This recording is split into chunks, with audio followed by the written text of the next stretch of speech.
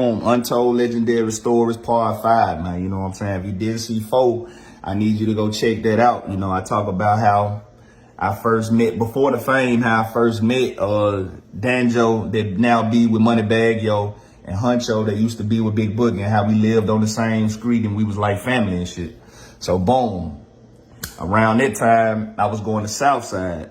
Ended up getting kicked out of Southside, and we ended up moving to Raleigh, where I ended up going to the Egypt. And around that time, met and almost did a song with Skinny Pimp. Yeah, I think I was about 17, finna turn 18, some shit like that. So anybody who know about Raleigh Woods Apartments, they know it used to go down in them joints back in the day. But anyway, I had this computer, right?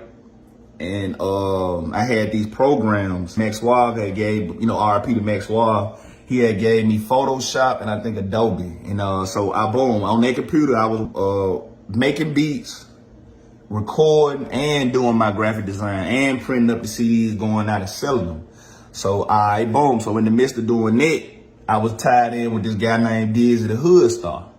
And I had cousins that lived in Timberlake. And Dizzy the Hood Star was Big Mel little brother that passed away kind of a while ago. RIP to Big Mel. They used to have the Melvis show. Yeah.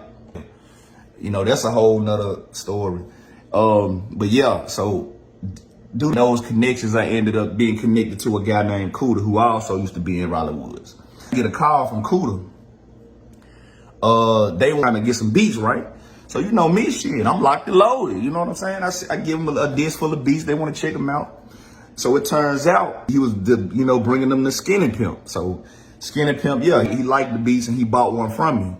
So boom, I was like, damn, I felt accomplished. Like, damn, Skinny Pimp bought a beat from me. I think I gave him a CD too. And so boom, fast forward, time go by.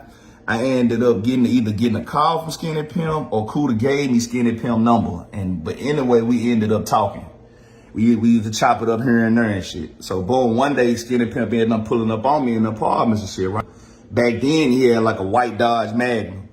And he gave me like a CD with a song on it and a blank verse. Man, some legendary shit, you know what I'm saying? But at the time, I was still kind of young-minded. So, I knew it was a cool opportunity, but I didn't realize that this would have been some legendary shit. Like I would have had a song with Skinny Pimp. But yeah, so, in the midst of doing what I do, I drug my foot with this shit, and yeah, that was how I met Skinny Pimp and I almost did a song with Skinny Pimp. Salute to Skinny Pimp, salute to all the legends that I done talked about in these segments. It's all love to all of them. What I'm saying? Part 6 coming soon, man. Stizzle.